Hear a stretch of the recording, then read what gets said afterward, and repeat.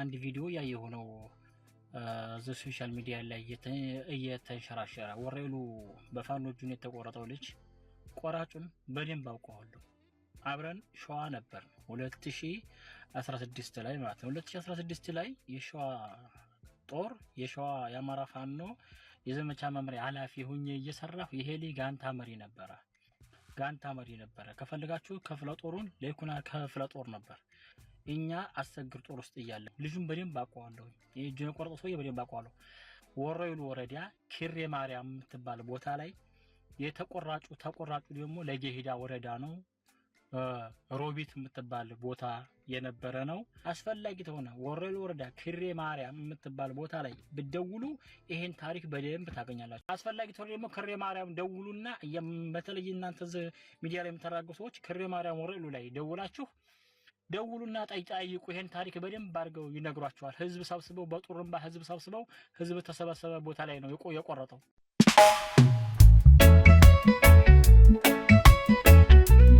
ይህ አብሪ ሚዲያ ነው።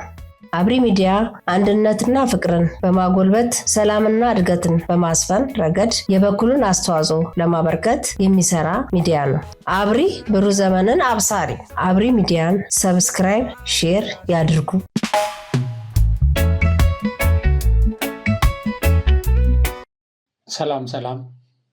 ሰላም የአብሪ ሚዲያ አድማጭ ተመልካቾቻችን፣ ሰላማችሁ፣ ጤንነታችሁ፣ ደህንነታችሁ በያላችሁበት ይብዛ። ያው ስለ ሰላም፣ ስለ አንድነት፣ ስለ ፍቅር እና ስለ እድገት የበኩሉን አስተዋጽኦ ለማድረግ ያለመ ሚዲያ ነው አብሪ ሚዲያ እና ስለ ኢትዮጵያ ራዕይ፣ ተስፋ፣ ስለ መጪው ብሩህ ጊዜ እና ሀገራችን እየደረሰችበት ስላለችው መልካም ጅምርና ዜጎቻቸውን ደግሞ ይህንን መልካም ጅምር ለማስቀጠል ማድረግ ስላለባቸው ጥረቶች ነው ስንወያይ የቆየ ነው። በተቻለ መጠን የሽብር አሰቃቂ፣ አስፈሪ፣ ብሩህ ህይወታችንን፣ ብሩህ ተስፋችንን የሚያጨልሙ ነገሮችን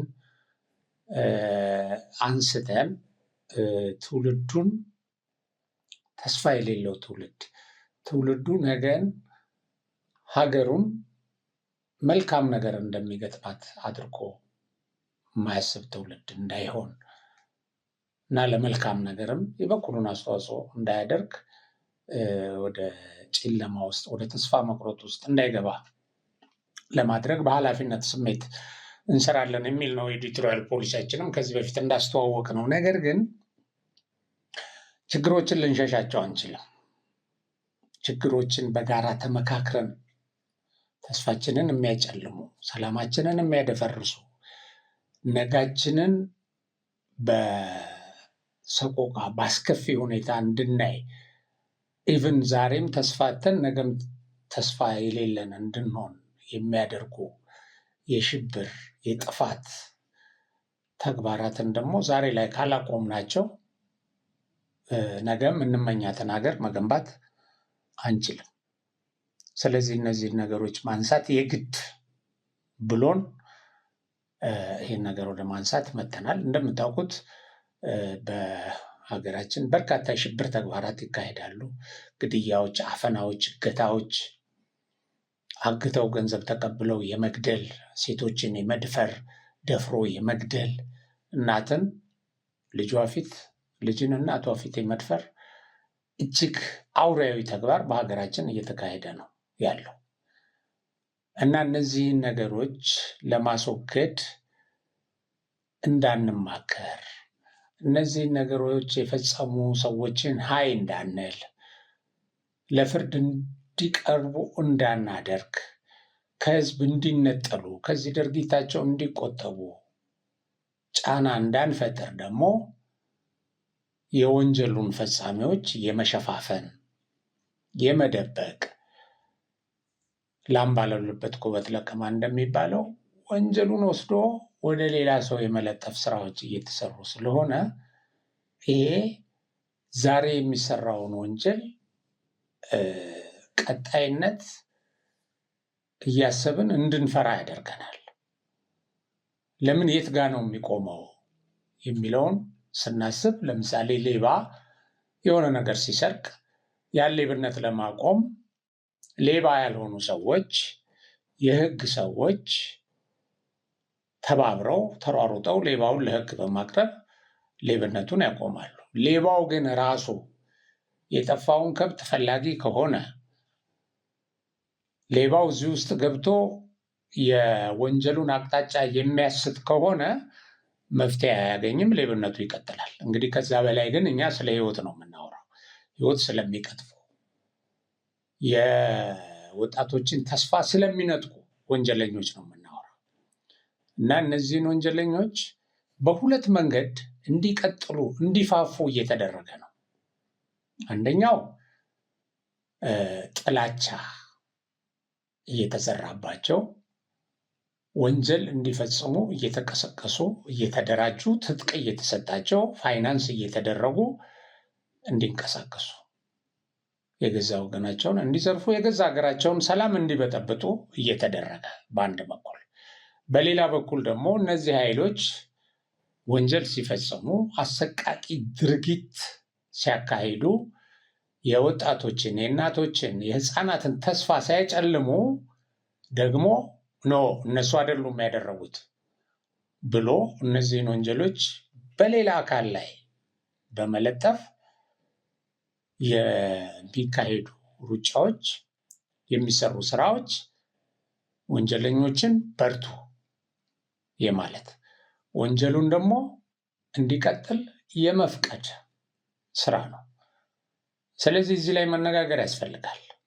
በጣም መነጋገር ያስፈልጋል። ኃላፊነት የሚሰማቸው ሰዎች፣ የሚዲያ ሰዎች፣ የሃይማኖት አባቶች፣ የሀገር ሽማግሌዎች፣ የፖለቲካ ሰዎች ፊት ለፊት መጥተው ይሄንን የሚያደርገው አካል ይሄ ነው፣ ይሄንን ሀይን በለው፣ ምክር ከሆነ ምክር እንስጠው እና ይሄንን አካል ከህብረተሰብ የመነጠል ስራ ከሆነ እንነጥለው።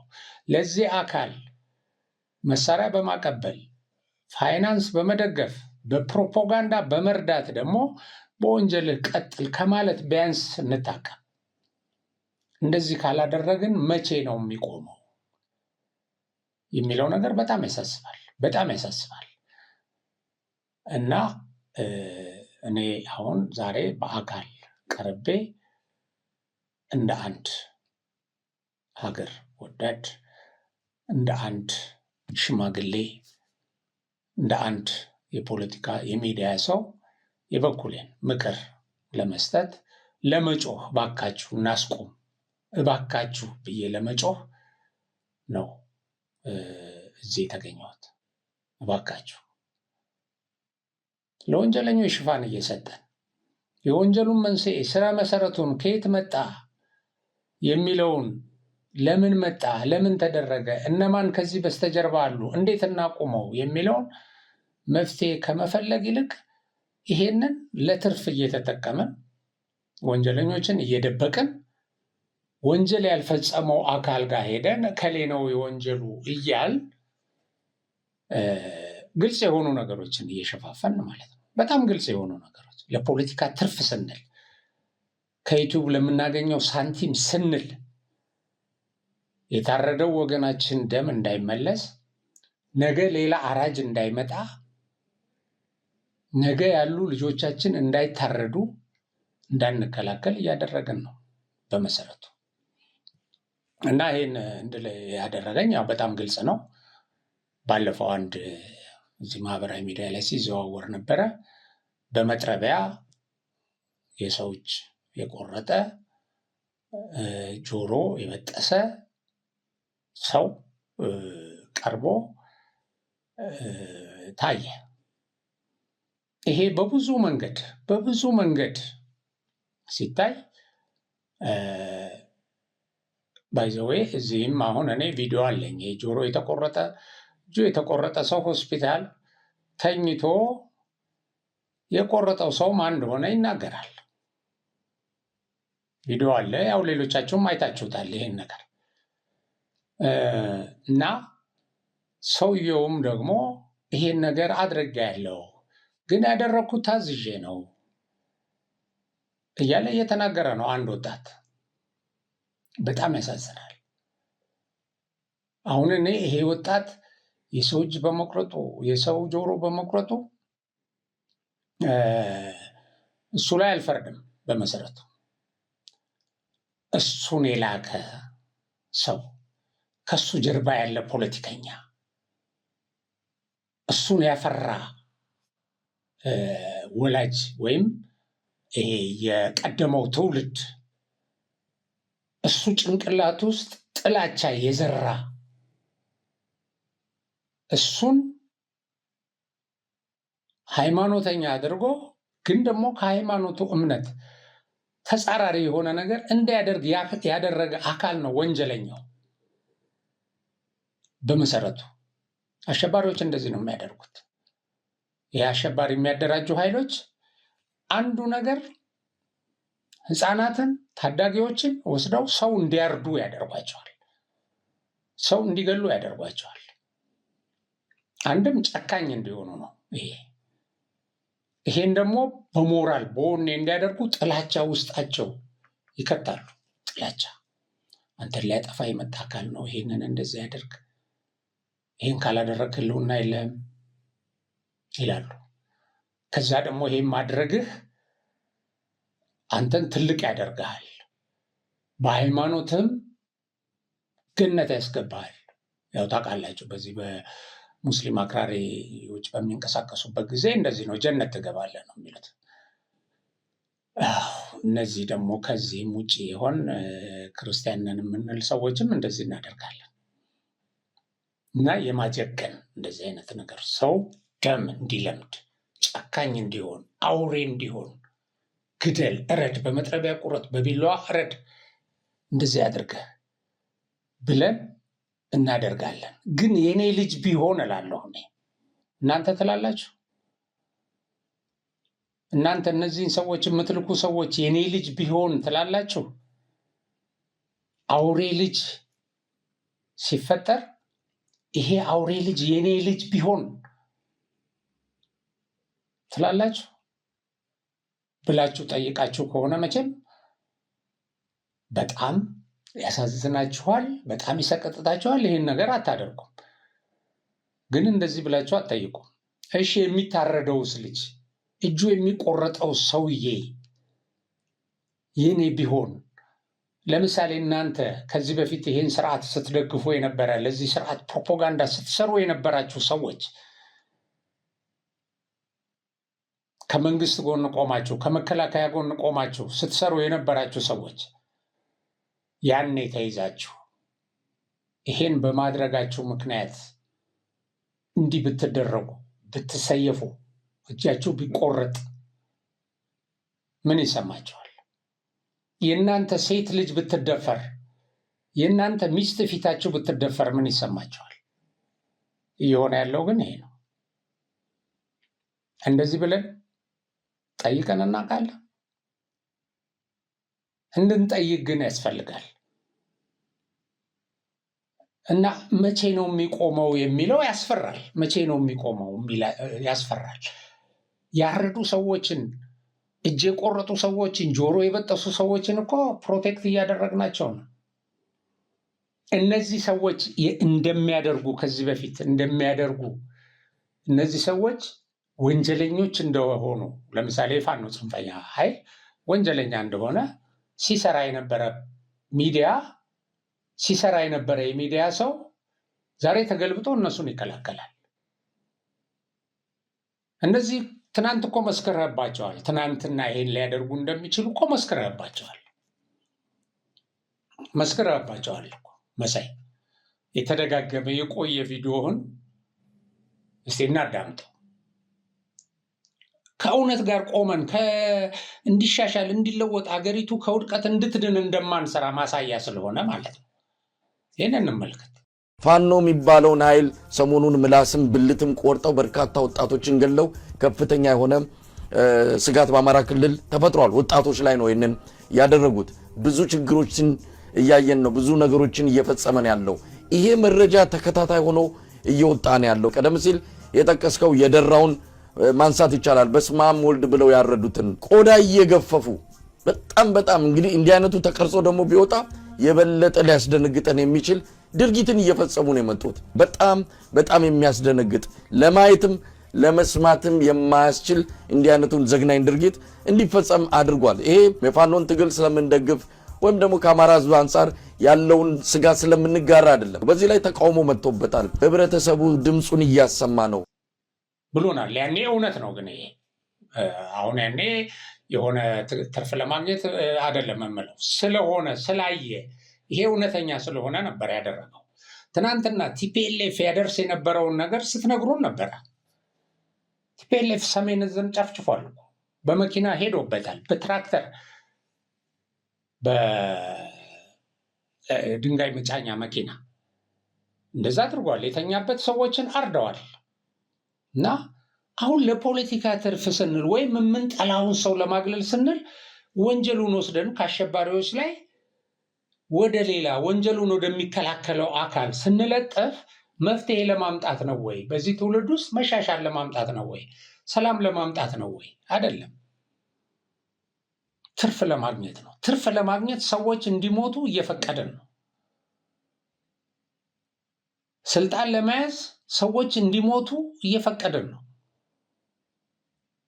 ትናንት ወዲያ በእነዚህ አሁንም ትልልቅ ሰዎች አሉ፣ ትልልቅ ፖለቲከኞች፣ የድሮ የ60ዎቹ ፖለቲከኞች የነሱ ቅጥረኞች እየተሳበ መጥቶ ነው እዚህ የደረሰው። እና በዛ ዘመን እኮ ኢህአፓ በሽጉጥ ተኩስ ከፍቶ በሽጉጥ ሰዎች እየገደለ መኢሶን በአሰቃቂ ሁኔታ መግደል ዝም ብሎ ኖርማል፣ በአሰቃቂ ሁኔታ ምናልባት ታስታውሳላችሁ። አረመኔው ግርማ ከበደ የሚባል የመኢሶን ህዝብ ድርጅት ውስጥ የነበረ የብርሃንና ሰላም ሰራተኛ እንዴት አድርጎ እናትና ልጅን እንዴት እንደገደለ ጡት እየቆረጡ ገለው ይሄን ያደረጉት ምንድን ነው? ጠላትን አንድም ይሄ እንግዲህ የፈጸመው ደርግ ነው ተብሎ ደርግ ኦልሬዲ ፋሽስት፣ ይሄ ደርግ ገዳይ ነው። በዛ ሰዓት በአዋጅ የሚገል ማለት ነው። በአዋጅ መግለጫ አውጥቶ የሚገል ነው እኮ ሚኒስትሮችን ገደለ። ግን ያ የደርግ ስርዓትም አትርፎ እኮ የትም አልደረሰም። ግን እሱን ገዳይ ለማድረግ ከሱ የፖለቲካ ዱላ ለመንጠቅ ሲባል እንደዚህ አይነት አሰቃቂ ግድያ አድርጎ፣ በሌላ በኩል ደግሞ ያን ስርዓት ለማዳከም ተብሎ ሰዎችን በአደባባይ በጎዳና ላይ ምን ትርፍ ተገኘበት? ያ የፖለቲካ ፓርቲ አሁን የት ነው ያለው? መኢሶን የት ነው ያለው? መኢሶን እኮ ራሱ መጨረሻ ላይ ያን ሁሉ ግድያ ፈጽሞ መኢሶንና ኢህአፓ በዛ ደረጃ ተጋድለው ሁለቱም የሉም። አሁን የሁለቱም መሪዎች በአሰቃቂ ሁኔታ ነው የተገደሉት። ከፎቅ እየተፈጠፈጡ የገደሉበትን አይነት የግፍ አገዳደል እንኳን የሚመጥን ነገር ባይደረግ ማለት ነው። ስለዚህ በመግደል የሚመጣ ለውጥ የለም። በመግደል ለውጥ ለማምጣት መሞከር ስልጣኔ ሳይሆን ድንቁርና ነው። ለልጆቻችን የሚያስፈራ ነገር ማለት ነው። ለማንኛውም በጣም የተጨበጡ ነገሮችን እንኳን ስለምንክድ አሁን በኦሮሚያ ክልል፣ በአማራ ክልል አስከፊ የሰብአዊ መብት ረገጣ፣ አስከፊ ግድያ፣ አስከፊ የሴቶች ደፈራ እየተካሄደ ነው። በጣም አስከፊ። ሸኔ ከዚህ በፊት የሚያደርጋቸው ነገሮች ሰዎች በአደባባይ እየወጡ ተናግረዋል። በለውጡ ወቅት እንግዲህ ታስታውሱ እንደሆነ እንቁፍቱ ገደል ውስጥ ከነነፍሳቸው ሰዎች ተጨምረዋል። ከነነፍሳቸው ገደል ገብተው ተገፍትረው ገደል ገብተው እንዲሞቱ ተደርገዋል። ከዛ በኋላም በብዙ የኦሮሚያ ክልል ተመሳሳይ ነገሮች ተደርገዋል። አንዳንዶቹ ነገሮች አሁን ቆይተን ስናያቸው ደግሞ ራሱ ሌላው ወገን አማራ ተገደለ፣ የሚለው ወገን ደግሞ የፈጸማቸው ግድያዎችም አሉ። ማለት ድራማ ተሰርቶ ቪዲዮ ተቀርጾ ለፖለቲካ ትርፍ ሲባል ማለት ነው። እና እንደዚህ አይነት ዞሮ ዞሮ እንግዲህ ሰው ይገደላል። አሁን ማገደለው ለምን ገደለው የሚል ሰው ይገደላል። ሰው የሚገድል ፍጡር አውሬ ፍጡር ተፈጥሯል። ሰው የሚያርድ የተኛበት ገብቶ የሚያርድ ሰውን ድንጋይ ላይ አድርጎ እንደ እንጨት በመጥረቢያ የሚቆርጥ ሰው ፈጥረናል። ያሳፍራል፣ ይሰቀጥጣል። ኦኬ፣ ይሄንን ለማቆም ደግሞ ተስፋ የለም። ለማቆም እኮ ተስፋ እንዳናደርግ እነዚህን ሰዎች የከሌ ወገን ናቸው እያልን እንከላከላለን። እና አንደኛ ችግሩን በትክክል ማመልከት መፍትሄ እንዲገኝለት ያደርጋል። ያደረጉትን ማውገዝ፣ እንዳያደርጉ ማድረግ፣ እነዚህን ኃይሎች ከህዝብ መነጠል፣ በቃችሁ ማለት፣ ለፍርድ እንዲቀርቡ የመሳሰለውን ነገር ጫና እንዲፈጠርባቸው፣ ይሄ ነገር እንዳይቀጥል እላያቸው ላይ መረባረብ አስፈላጊ ነው። አለበለዚያ እንዴት ነው የምናቆመው? ታዲያ እንዴት ነው የምናቆመው? አሁን ሾፌር እየታገተ ገንዘብ እየተቀበለ ይገደላል። ይህን የሚያደርገው ሽፍታ ነው፣ አማጺ ነው፣ የታጠቀ ኃይል ነው። ከዛ ግን ምንድን ነው የሚባለው? ይሄንን እያዝና ይሄ መከላከል ያልቻለ መንግስት፣ ኦኬ፣ አይ ይሄንን ያደረጉት ደግሞ የመንግስት ኃይሎች ናቸው። ወይራስ የሆነ ቦታ ሄዶ ደግሞ ያንንም ያህል ቢሆን ከተገደለም በኋላ ደግሞ ብዙ ግድያ እንዳይፈጸም የተወሰነ የሾፌሮች እንቅስቃሴ እንዳይገደብ ደግሞ የሚያደርገው መንግስት የሚያሰማራው ኃይል ነው መቼም። ስለዚህ እንዲህ ሆነና ባለፈው አሁን ስለ ህዝባዊ እምቢተኝነት የሚገልጹ ሰዎች ሾፌሮችም ሰልፍ ወጥተዋል፣ እንደዚህ ያደርገዋል፣ ይሄ መንግስት እንደዚህ። ሾፌር የሚገል ሰው እኮ ስላለ ነው የሚገል ሰው ደውሎ ከዘመዶቹ ጋር ብር ላኩ ብሎ ብሩ ተልኮ ብሩን ወስዶ የሚገድል ማን ነው? የታወቀ ነው። አሁን እነዚህን ኃይሎች እከሌ ናቸው ብለን ከመናገር ይልቅ ወደ መከላከል እየገባን ለወንጀሉ ለአስከፊ ድርጊቱ መቀጠል አስተዋጽኦ እናደርጋለን። አሁን የሴቶች የእናቶች የሴቶች የልጆቻቸው ወላጆች ፊት መደፈር ተብሎ አሁን ይሄ ከዚህ ከመጥረቢያ ከምን ጋር ተያይዞ ባለፈው አንዱ ይሄ እንደዚህ አይነት ነገር አንድ ብቻ አይደለም፣ በተደጋጋሚ የተደረገ ነው። በእሳት የተቃጠሉ ሰዎች አሉ። ሚሊሻዎች በቢላዋ ታርደዋል፣ እጃችን ላይ መረጃ አለ የሚሉ ሰዎች አሉ። አሰቃቂ ነው። ይህ መረጃ ማየት አያስፈልግም። በመሰረቱ መግደል በዚህ ደረጃ ቀላል ሆኖ የሚገለው አይደለም። ቪዲዮ የሚቀርጸው ራሱ እጁ እንደዚህ ቆሞ እንዴት ነው የሚቀርጸው? እንዲህ አይነት ጭካኔ ሌላው ሰው ላይ የሚፈጥረው ነገር አለ እኮ ራሱ መካሄዱ ሰው የሚባል ፍጡሩን መሰሉን ማረዱን ስትነግረው ማለት ነው። ስታሳየው መቼም እየነገር ነው። እኛ ግን አሰቃቂ አስከፊ መሆኑን እንድንረዳ ነው እንትን የምናደርገው። እና አፍንጫቸው መፈነን ነው የሚባለው አሉ ሰዎች። ይሄ ቋንቋው አፍንጫቸው የተፈነነ ሰዎች እንደዚህ ብዙ ሰዎች አሉ። ቪዲዮ አለን ይላሉ ሰዎች። ይሄን የሚያደርጉት ለምንድን ነው? እኔ በተጻራሪ ከቆመ ኃይል ጋር ለምን ቆምክ? ለዛውም ጉልበት ካለው ትልቅ የማድረግ ኃይል ካለው ከመንግስት ጋር ለምን ቆምክ እኮ ነው የሚለው። መንግስት የሆነ አካባቢ ላይ ሄዶ እኮ ለህዝቡ በጀት ይሰጣል፣ ቀለብ ያቀርባል፣ ማዳበሪያ ያድላል፣ የመሳሰለውን ነገር ነው የሚያደርገው። እና በብዙ ምክንያት ሰው ከመንግስት ጋር ሊቆም ይችላል። ሁለተኛ ደግሞ ጸጥታውንም ይጠብቅለታል ሲደርስ። ግን ከሱ ጋር ቆመሃል። አንዳንዱ ሰው አልቆምኩም እያለ እየማለ ነው። አሁን አንድ ገበሬ ልክ በጥይት በሩ ላይ የሆነች ድክም ያለች በር ላይ የሚገሉበት ቪዲዮ አይቻለሁ። ብዙዎቻቸው አይታችሁ ሊሆን ይችላል። መተው እንትን ሲሉት እኔ እምልላችኋለሁ ምንም ግንኙነት የለንም ሲሉ አርጎ ይደፋውና ነጠላ ያለብሱታል። እና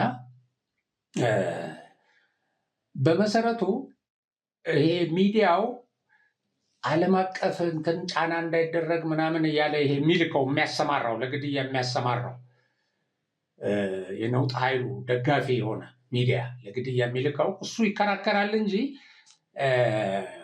ዴሊበሬትሊ እንዲተላለፍ ይፈለጋል። እንደዚህ አይነት ነገር እኔ የምነግራቸው ነገር ማለት ነው። አሁን ለምሳሌ እነዚህ ጆሮ ማነው አፍንጫ እንትን ያሉት የፈነኑት የምናምን እንደዚህ ቪዲዮ አለኝ ያለኝ ሰው አለ። አሁን እሱን ቢሰጠኝ አላስተላልፈውም። ለምን? ፍርሃት በህብረተሰቡ ውስጥ ለማስፈን ባይዘው የአሸባሪ ዓላማ ይሄ ነው። ይሄን የሚያደርገው አሸባሪ የሆነ ኃይል፣ ታጣቂ ኃይል፣ አማጺ ኃይል ነው። በዓለም ላይ ይሄ የተረጋገጠ ነው። የመንግስት ኃይል በብዙ ምክንያት እንደዚህ አይነት እንትን አያደርግም።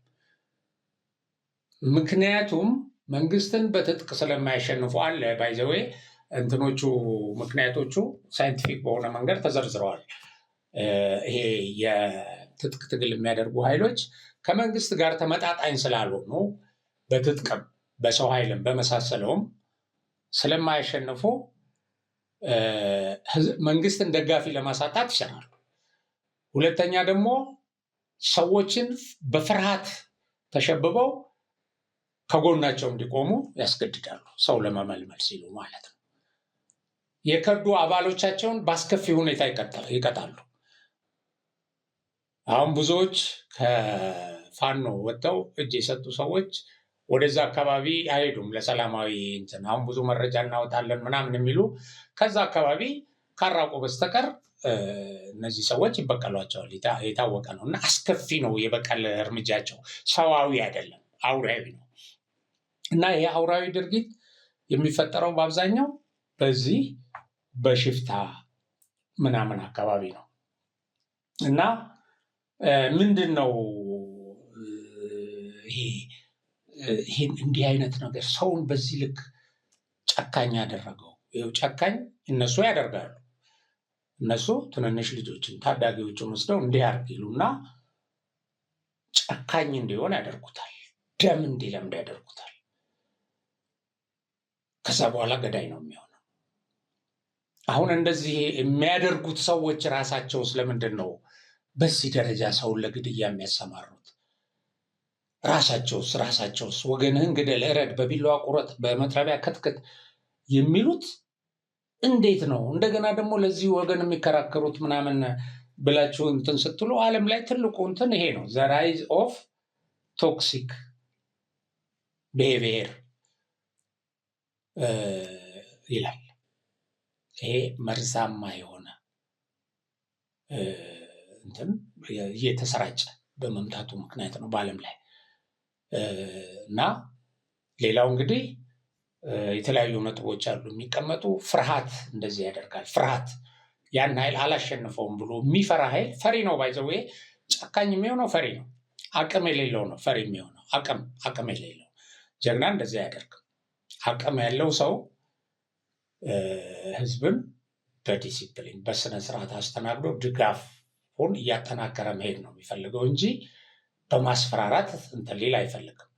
ይሄ አቅም የሌለው ኃይል ግን እንደዚህ አይነት አሰቃቂ ነገር በማድረግ ጭራቅ ሆኖ በዛኛው ወገን ለመሳልና ወደዛኛው ወገን የሚጠጉ ሰዎችንም ለማስጠንቀቅ ፍርሃት የወለደው ነው ይለናል አንዳንዱ ነው። ዘ ራይዝ ኦፍ አቲቲዩድ ኤንድ ቢሄቪየር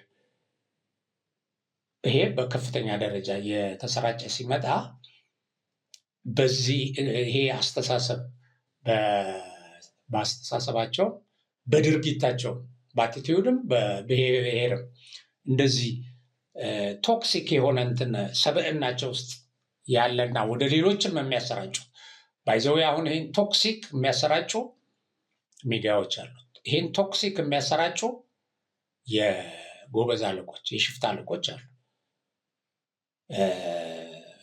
የሃይማኖት መሪዎችም አሉ። ባይዘው ሃይማኖት መሪዎች ስለ ያሳፍረኛል። ባይዘው በነገራቸው ላይ አንድ ቪዲዮዎች ከእጃቸው የሚገኙ ይባላል አይደል? እነዚህ የሚማረኩ የሚያዙ ምናምን ብዙዎች ቪዲዮዎች ያጋልጣል። እንደዚህ አይነት አሁን ይሄ እንትን ቆረጣውም የተገኘው ከቪዲዮ ነው። እና እዛ ላይ በጣም የገረመኝ ነገር ይሄ ሰውየውን እጁን ቆርጬዋለሁ፣ የቆረጥኩት ግን ታዝዤ ነው፣ ይሄን ማድረጌ ልክ አይደለም፣ ልክ ስላልሆነም ከዚህ ድርጅት ወጥቼ እጄን ሰጥቻለሁ ብሎ የሚናገርበት ቪዲዮ አይታችኋል። ያ የተቆረጠውም ሰውዬ ቪዲዮ አለ። አሁን እነዚህን ቪዲዮዎች ወደ እንትን ስናወጣቸው እኔ ይዘገነነኛል።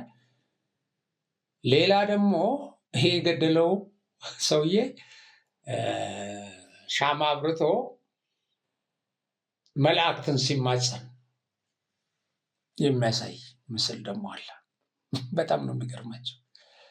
በጣም ነው ሃይማኖት ትርጉም የሚያጣባቸው እንደዚህ አይነት ነገር ነው።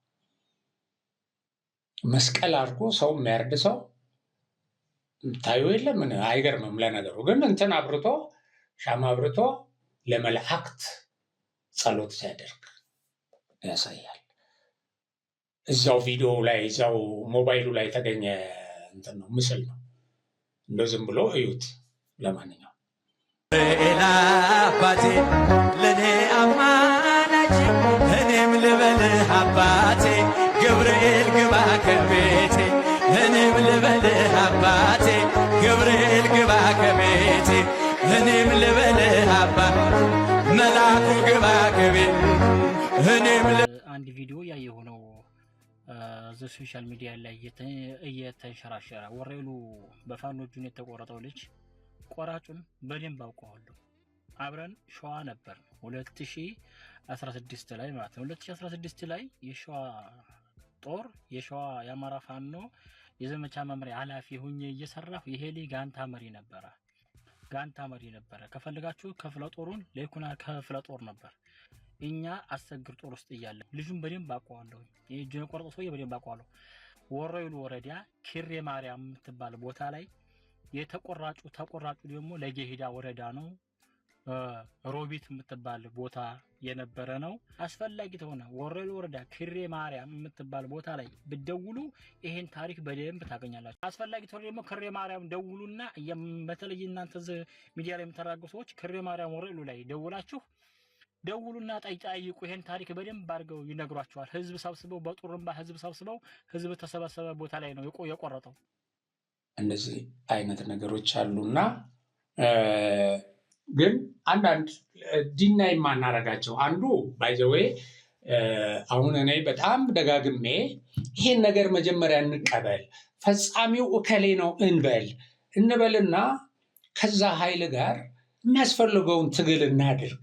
ይህን ኃይል በአስተሳሰብም ለመለወጥ እዛ አካባቢ ያሉ ሰዎችን ጫና ለመፍጠር የመሳሰለውን ነገር እናድርግ ለማለት ነው። እና ለምንድን ነው አንዱ አደገኛ ነገር ዲናያል ስለሆነ ማለት ነው። እንዲህ አይነት ነገሮች እንዳይቀየሩ የሚያደርገው ዲናያል ነው፣ መካድ ድርጊቱ። ሰው ራስህ ከመጥፎ ድርጊት ለመቆጠብ ራስህ ማለት ነው። ለምሳሌ አሁን እያደረግኩ ያለሁት ድርጊት ትውልድን የሚያጫርስ ነው ብለህ ለራስህ ካልነገርከው አትመለስም ከዚህ ነገር። በተቃራኒው ግን እኔ ለትውልድ ነው የምሰራው፣ ግን ውስጥህ ያውቃል፣ ውስጥህ ፎርዛት ማተር ያውቃል ትውልድ ገዳይ እንደሆነ የምትሰራው ስራ፣ ግን ደግሞ ራስህን ትክደዋለህ። እና ዲናይ በጣም ዳንጀረስ እንትን ነው፣ አይቀየርም ዲናይ ካደረግን። እና አሁን የሚታየው ነገር ይሄ ነው። እና መጀመሪያ ነገር ማመን ነው። ችግሩ አለ። ኦኬ፣ ችግሩን የፈጠረው ማን ነው? ችግሩ ለምን ተፈጠረ? እኔ ለዛ ችግር ምን አስተዋጽኦ አድርጌያለሁ ስንል እንትንና ባይዘወይ ዝም የምንል ሰዎችም ራሳችን በዚህ ደረጃ ወጥተን የማንታገል ሰዎችም እኮ አስተዋጽኦ እያደረግን ነው። ባይዘወይ ዓለም ላይ ለጥፋት ትልቅ አስተዋጽኦ ያላቸው የመጥፎ ሰዎች ተግባር ብቻ ሳይሆን የመልካም ሰዎች ዝምታም ጭምር ነው ዓለምን የሚያጠፋት፣ ኢትዮጵያንም እያጠፋት ያለው። ይሄ ሳይለንት ግሩፕ ዝም ብሎ እያወቀ የሚያቃትን ያህል ወጥቶ ካልታገለ ለውጥ ማምጣት አይቻልም። እና ሁለት ነገሮች ይፋ የወጡ ቅድም አይታቸዋል። ራሱ ከዚህ በፊት ያለ የእነዚሁ የጽንፈኞች ሚዲያ ያቀረበውን አይተናል። ይህ ችግር እንደነበረ አምኗል። እነሱ ሰዎች ናቸው ዛሬ በመጥረቢያ ሰው የሚቆርጡት። ሌላ ሰዎች እኮ አልመጡም። እነዛ ትናንት ርኩስ የነበሩ ሰዎች ዛሬ ቅዱስ ሊሆኑ አይችሉም።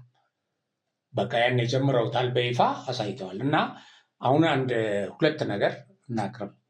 ለማንኛውም አሁን አንድ በማህበራዊ ሚዲያ ሲዘዋውር ሁላችሁም አይታችሁ ሊሆን ይችላል።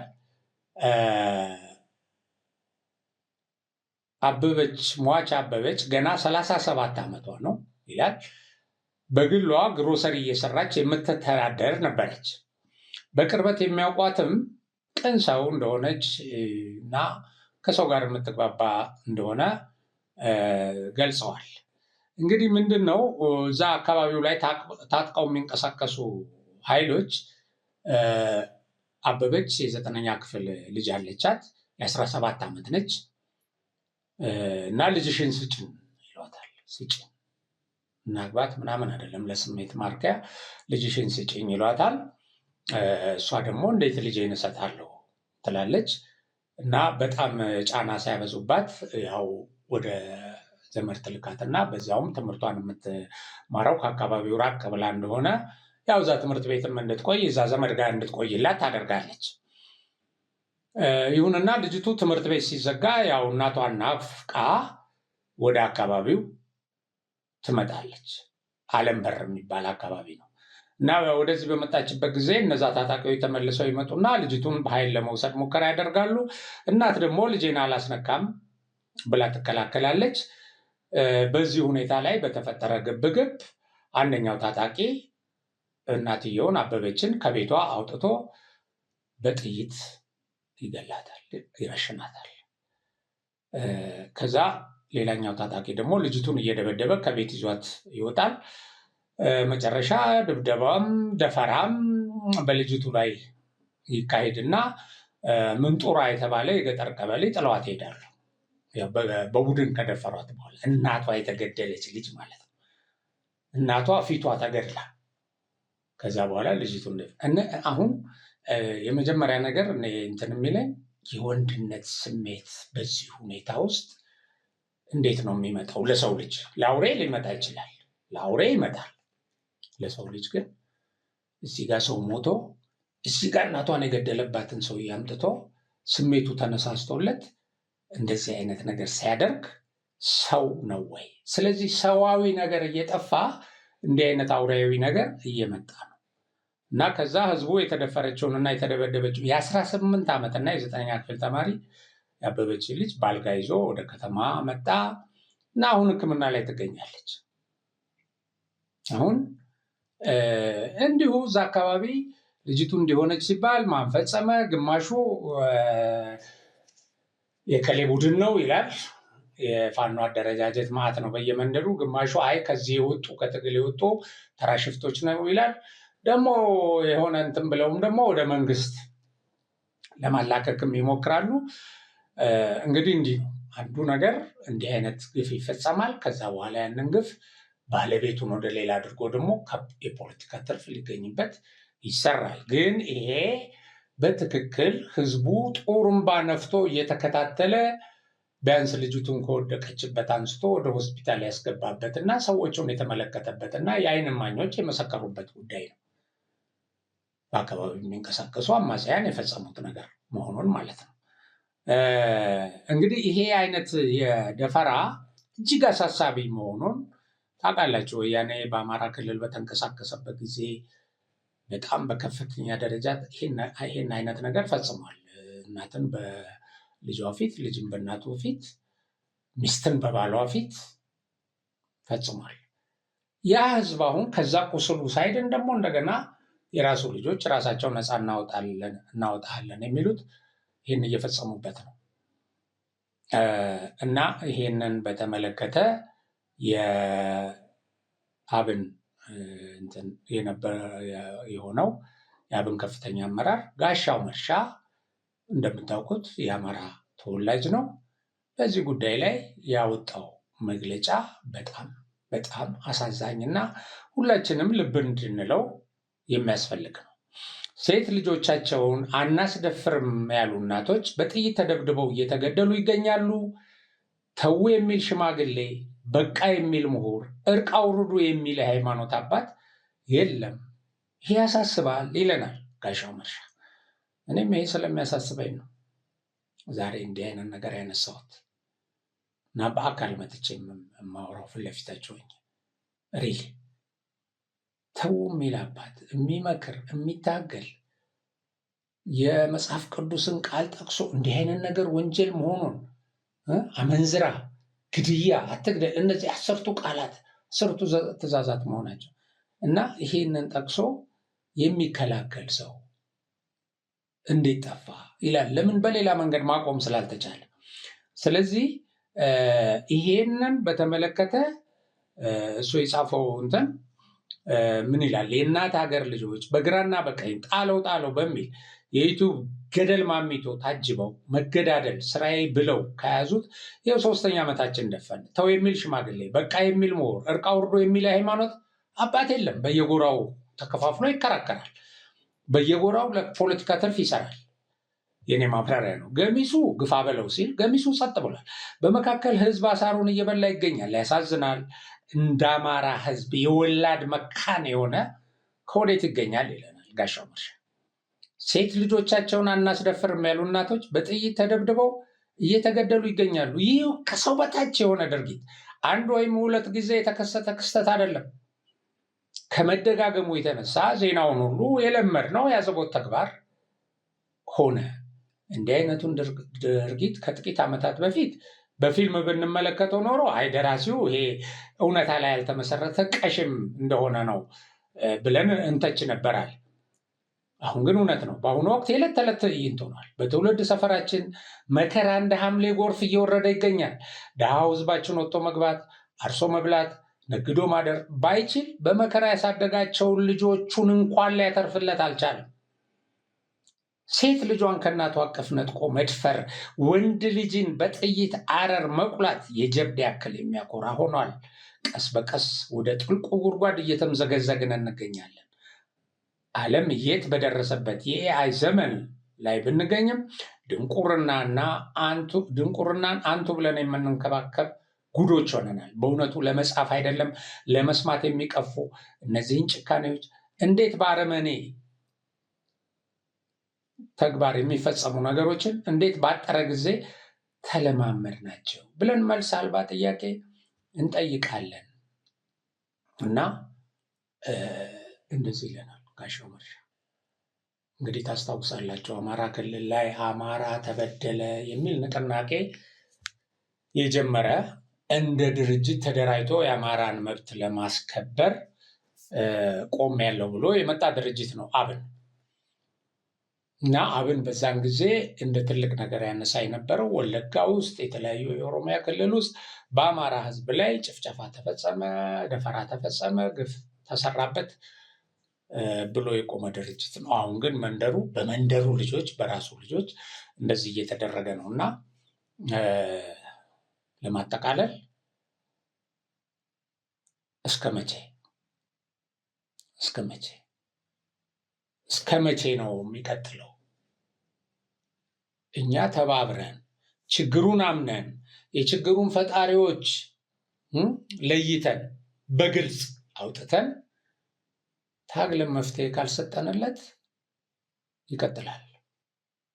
ይቀጥልና ወዴት ይሄዳሉ? ወደ ልጆቻችን ይሄዳል። መቼ ይቆማል ብሎ ተስፋ ማድረግ የማይቻልበት ሁሉ ይሆናልና በዚህ ጉዳይ ላይ የየበኩላችንን አስተዋጽኦ እናድርግ። እንደዚህ አይነት ጉዳይ ላይ በመካድ ይሄን ግልጽ የወጣ ወንጀል እየወሰድን ወደ ሌላ አካል የምንጠላውን ሰው ከስልጣን ያወርድልናል ብለን ለፖለቲካ ትርፍ መጠቀም የወንጀሉ ተባባሪ መሆን፣ ወንጀሉ እንዲሰፋ፣ እንዲገፋ፣ እንዲፋፋ ማድረግ ነው። ስለዚህ ይህን ወንጀል ለማስቀረት ለልጆቻችን የተሻለች ዓለም የተሻለች ሀገር ለመፍጠር በጋራ እንቁም ለማለት ነው። አብሪ ሚዲያ ይህን መልእክት አስተላልፎ በዚሁ ይሰናበታል። አብሪ ሚዲያ ለሰላም፣ ለፍቅር፣ ለአንድነት፣ ለእድገት የተሻለች ሀገር እንድትሆን የበለጸገች ሀገር እንድትሆን ሁላችንም ያለ ጭንቀት ያለ ሀሳብ የምንኖርባት ተባብረን ተፈቃቅረን የምንኖርባት ሀገር እንድትሆን የሚሰራ ሚዲያ ነው። አብሪ ሚዲያን ሰብስክራይብ፣ ሼር፣ ላይክ አድርጉ፣ ደግፉ። አብራችሁን ስለቆያችሁ እናመሰግናለን። ሰላም።